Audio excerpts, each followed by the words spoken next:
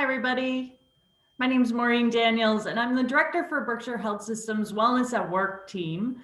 And I'm thrilled that you're taking time to join us to talk a little bit about creating a roadmap for your best self today.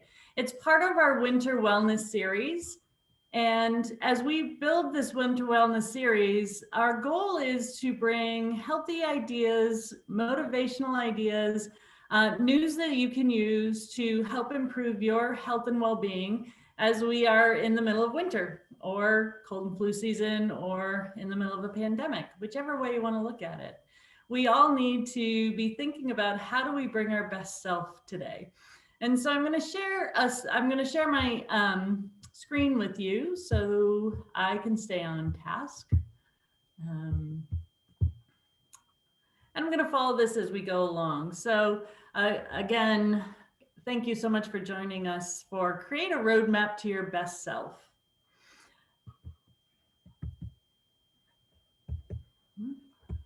Well, wheelchair, it's not moving forward for me. I'm going to stop the share because we're in Zoom land and I'm going to try a different way to do this. There we go. Perfect. See, it worked. Just got to turn it off and turn it on sometimes. This series has 8 weeks in it, the Winter Wellness Series. And every Wednesday at noon, we'll join you via Zoom or PCTV if you're joining us on TV. We'll also record these and show them again on our YouTube channel. So you will have access to them at other times because noon is not always perfect for everyone. We're going to try to stick with 30-minute sessions because we know people are really busy and lots going on, and 30 minutes seems like a good amount of time to share some information with you. The other piece of this is that we also have online fitness classes starting next Tuesday at noontime. So if you'd like to join those, you can join by emailing Elizabeth Piantoni at epiantoni, Piantoni at bhs1.org. And she'll get you into the fitness classes, or you can email me as well. So that's our schedule. We're going to stay on task, and mostly wellness, Berkshire Health Systems wellness professionals joining us to present those. We do have a guest lecture for the Feng Shui on March 10th. Jess Keelman and Gail Andrews will be joining us. They're Feng Shui professionals, I guess is the word. So getting started, I think it's always important to think a little bit about where we're at. So today, our calendar, our agenda is going to be to think about sort of creating the possibilities of what you would like for your next step on this roadmap that you're on. And so we're going to talk about the possibilities, discovering some answers, putting some pen to paper. So if you have a pen and paper nearby, that's great. If not, we'll continue on.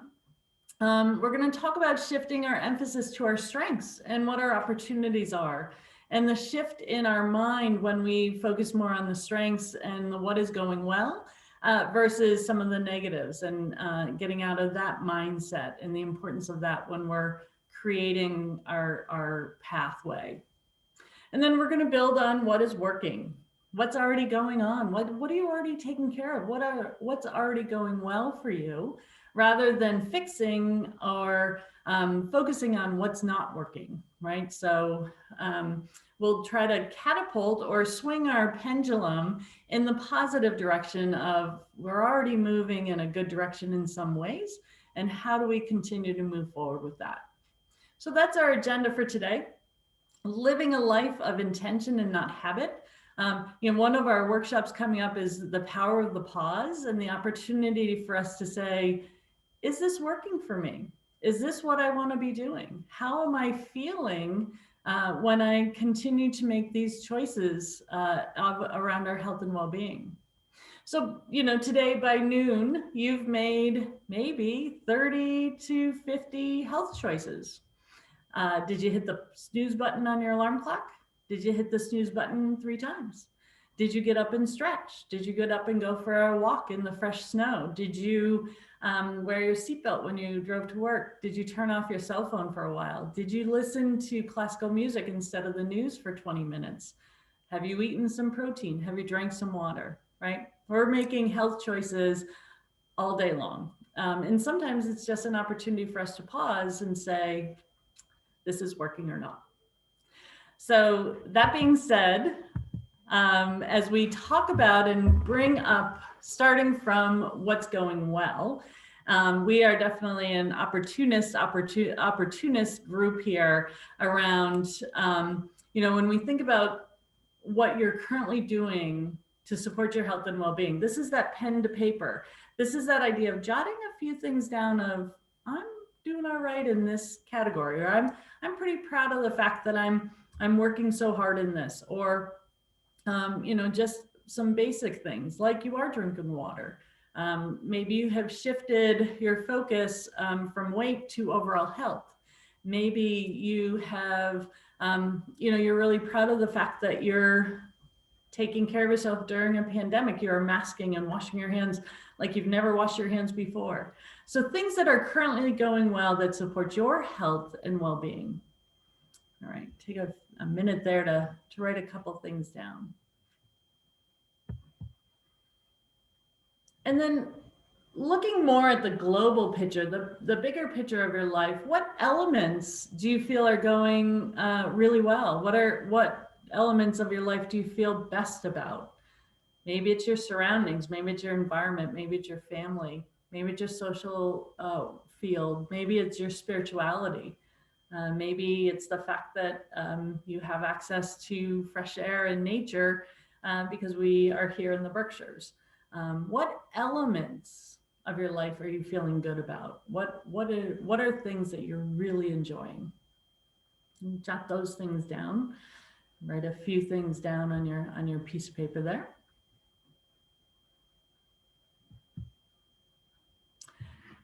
And then, as this is a, opportunity to talk about change and shifting our roadmap, when did you feel your best? So thinking back to, when you really felt good, you had sort of everything going on, your mojo was in the right direction.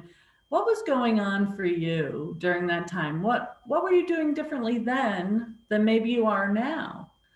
What are some things that you were, oh yeah, I forgot that I actually did get up 20 minutes before the rest of my house and I had time to meditate before everybody else got up? Or what was going on for you when you felt your best? So jot a couple of those things down too, as we start thinking about our current successes and how things are going okay. All right. Now back to that idea of whole person wellness, right? The idea that wellness is sort of this wheel of opportunities for us. And it's often when we think about wellness, we come to the physical, which is important. Our body, mind, spirit, our nutrition, our exercise, our cholesterol, our blood pressure, our weight, all of those pieces around our physical. But that's a portion and a piece of the puzzle for us. And so when we think about starting to look at what we're ready to work on, what we would like to work on, not what we should work on, it's important to be thinking whole person, big picture, because when we think about what we would like to work on, what we want to change, that may actually catapult us faster or give us more energy to work toward that goal. So maybe it's more spirituality that you have really feel like needs to come into your life more. Maybe it's intelligence, right? Maybe you want to really focus on learning more and spending more time doing that. So just because there's something that may have bubbled to the surface of I should work on this, or I've been told that I should work on this. That never works, by the way. But finding something that you would like to work on and what you're ready to work on, what you're ready to change, that interests you, that sort of excites you around. If I spend, 3 to 6 months working on a goal toward, maybe it's occupational, right? I'm going to think about this path that I'm on in my career and maybe shift that up. So when we focus on something we actually want to do rather than what we think we should do because of the books we've read or what we've been told or whatever it is, it will help us make those goals stick.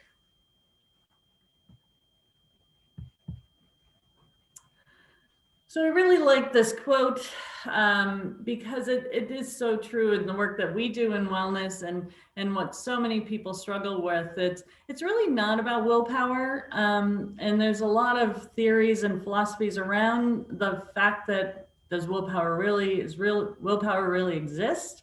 Is it really a powerhouse for us, or is it something that really isn't that powerful? And it's more around our stage of change, stage of readiness to change. So it's not that some people have willpower and some don't. It's that some people are just ready to change and others are not. And that's a really important piece for us to be aware of too, as we're thinking about shifting our direction on the path that we're on for health and well-being is, are you ready for change? And in the coaching world, we talk about the decisional balance, the fact of what would happen if you didn't change? What would that look like? Is there something that would be, more of a motivation to change or to stay the same? And that's a really important opportunity to talk about. What would that feel like if you didn't change? Where would you be in 5 years if you didn't change a behavior or an activity? So it's not about the willpower. Sometimes it's around that why. Why do I need to change? And maybe even the emotional link we have to needing to change. Is it important enough for us to change? Is it important enough for us to put the effort in? And when we find that, then that helps, again, swing that pendulum for us.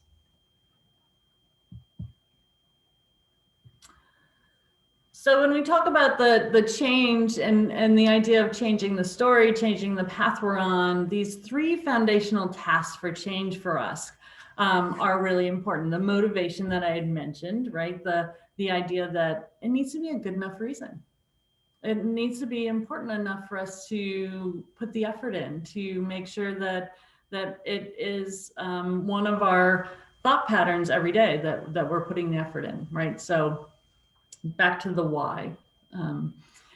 We also, when we think about the opportunity for change and the 3 foundational tasks or challenges, most of us know that challenges will arise when we make changes. That we know that roadblocks or curves in the road or boulders or bridges all exist in our life as we are trying to shift our focus on our path to change. And when we can acknowledge the challenges, when we know that something may come up and I need to be ready, I need to know how to handle it, which is 3, how to have strategies to anticipate for those challenges, who has your back, who's supporting you, how are you going to overcome them? How are you going to take care of them? What are you going to do when something changes for you and you're moving ahead and then you hit a roadblock? And if anything, 2020 really taught us that we need to have plan B and C. And sometimes we had to have plan Q and maybe Z, right? So we pivoted a lot in 2020, and that's just a skill set of opportunity for change, and that mindset of I want it enough that I know there'll be challenges and I'm going to make a plan to get through those challenges. So we want to change that story, but we want to change the story so that we feel like we have enough control of it.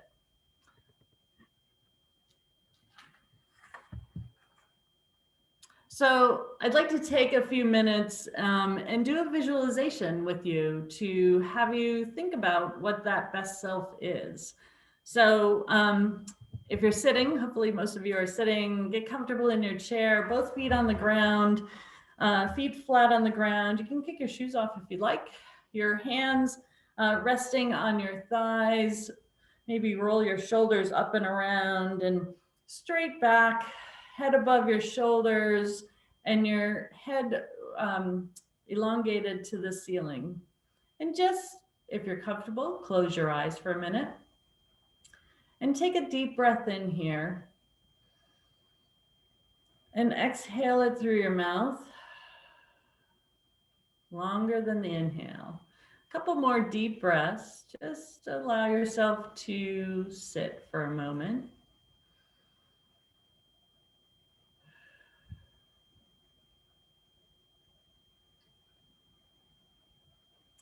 So thinking back to, with your eyes closed and you're in comfortable position, thinking back to all that is going well, what is it that you would like to change? What is one thing you'd like to accomplish or shift as you wander down your path to health and well-being? What are the elements of your health and well-being that you'd like to improve upon as you, with your eyes closed and allowing yourself just to think about what that might look like? What does the vision look like to you?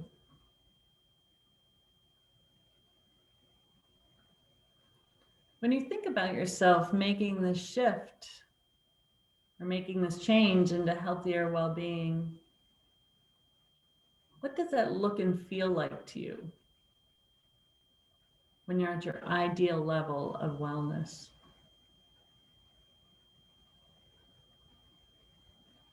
Maybe you can picture yourself even 6 months from now, 2 years from now, in a position where you have made a change, made some changes and feel better, stronger, awesomer. And maybe you can see what you're doing, how you're moving differently, how you're seeing differently, who you're with that may be more positive or more energizing. And what does that feel like for you?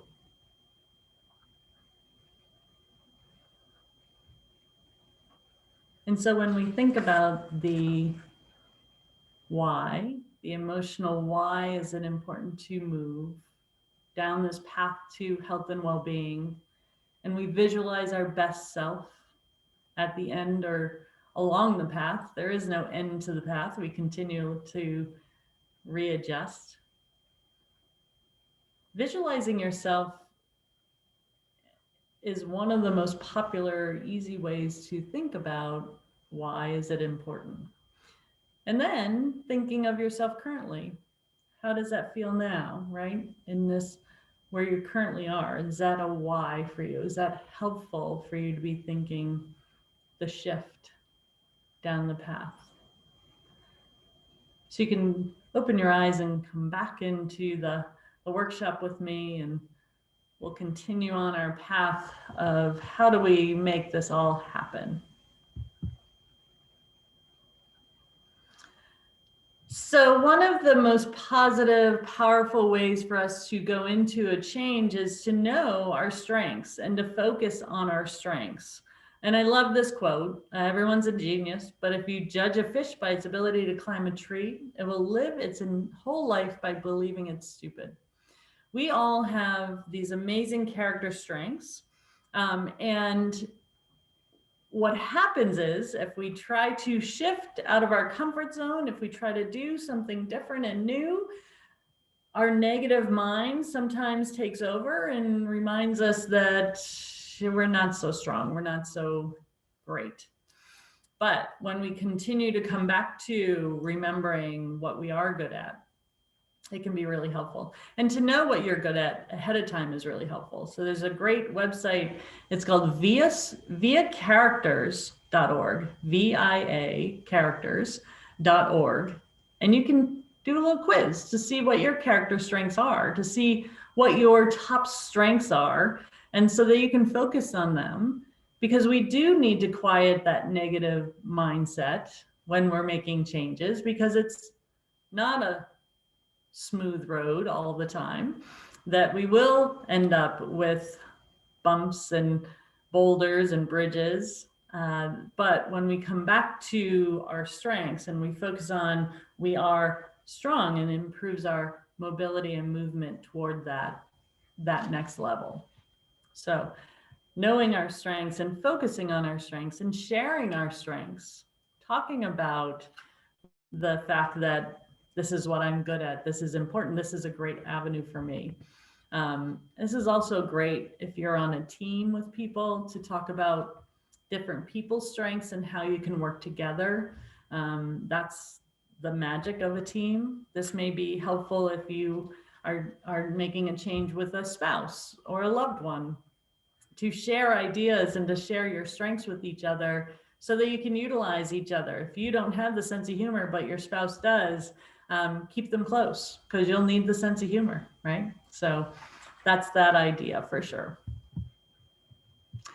And then now that we've sort of thought about where we want to be, with that path where we want to head down, how will we get there? We know that it looks good. It looks good in our visualization. It looks good in our mind's eye, to be thinking how we could look and feel differently in 6 months or a year or 5 years. But we also know that we need to have a plan, right? We need to put some stuff in writing here to change what we're doing, because there is a comfort level of staying this way. And it's easier to continue to do what we're currently doing. So we know that a goal without a plan is just a dream. And we do need to have sort of a little more effort put into how we make that. And so we fall back on our SMART goals. These are age-proven, evidence-based. This is the way to write your goal, is to make them SMART, specific, measurable, achievable, realistic, and timely. I like smarter goals because I like to add a R at the end and do a reward when we get there. I'm a reward girl. So I like to, if I can set a goal for myself, and whether it's a short-term, a week-long goal, or whether it's a 3-month goal, they're still going to be specific. What do you want to do? Specific. Measurable. How will you get to do that? When will you do it? How will you know you reached it? Achievable.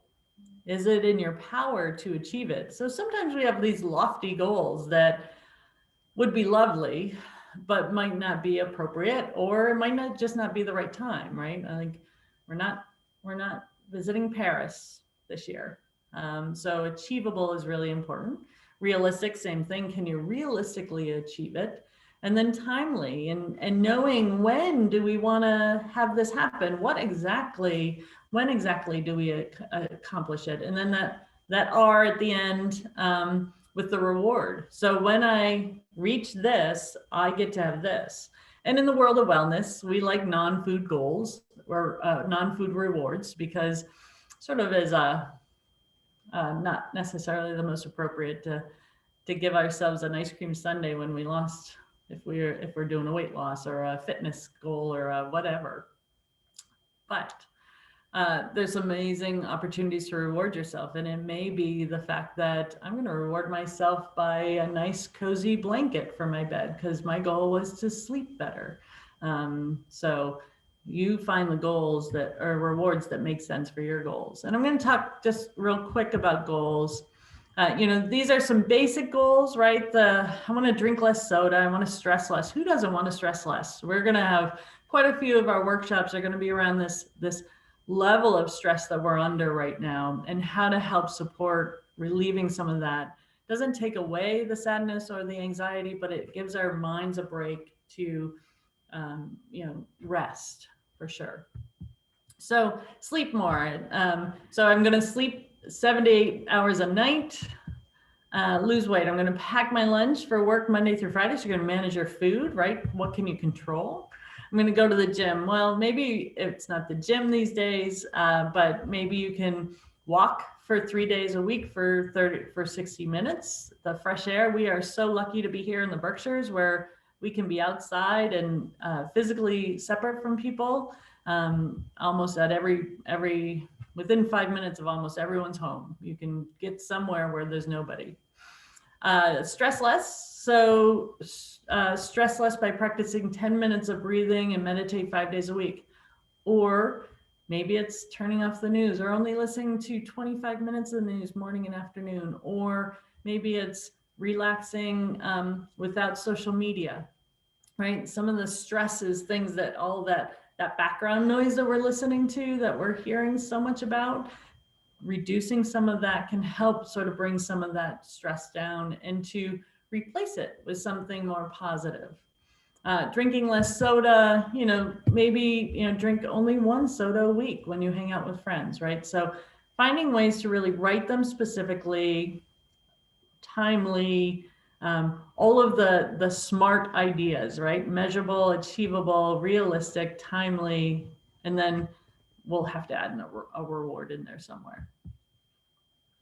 So if that was too much, if you're feeling like I'm not really ready for goals and there's so much going on and really feeling heavy right now, as many people do, one of the things that we did in our team this year was, instead of, we don't like resolutions, intentions are nice, but we like this year as well, is finding a word for the year that makes sense for you, that helps with your theme. So it's not I have to do something every day. It's not I have to change. I have to, but really just something that speaks to you. And here are some suggestions, but you may find your own word that makes a lot of sense for you, that you come back to, that you build your year around, and whether that's around patience. And that may be patience with yourself, and to be kind to yourself, patience with those in your home, because we're home so much more, patience with your community, patience with things that are out of your control, right? So maybe one of these words speak to you that could be your theme for growth and possibility through 2021, without a real specific smarter goal, outcomes based, need to change. Maybe it just is something that you would like to put on your fridge and say, I'm going to remember my goal this year is calm. And how was I calm today, right? How did I, or joy or kindness, whatever it is, that idea of finding a way to remind us that we have an opportunity to change the conversation in our minds, to control what we can control, to shift our focus so that we're feeling stronger and healthier.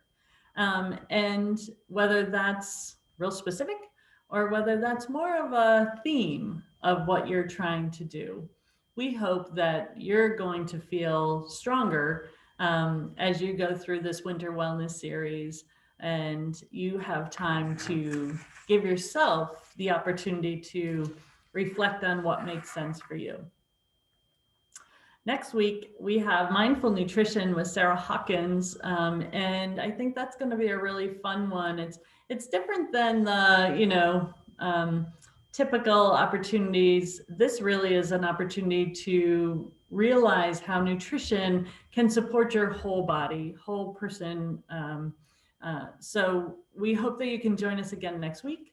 Remember, we do record these. They will be on our YouTube channel and PCTV. Thank you so much, PCTV, for sharing them on the TV station as well.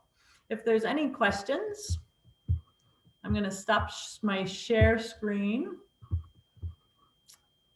And looks like no questions in my chat. So be well, take care, be kind, and we'll see you next week. Thanks so much, everyone.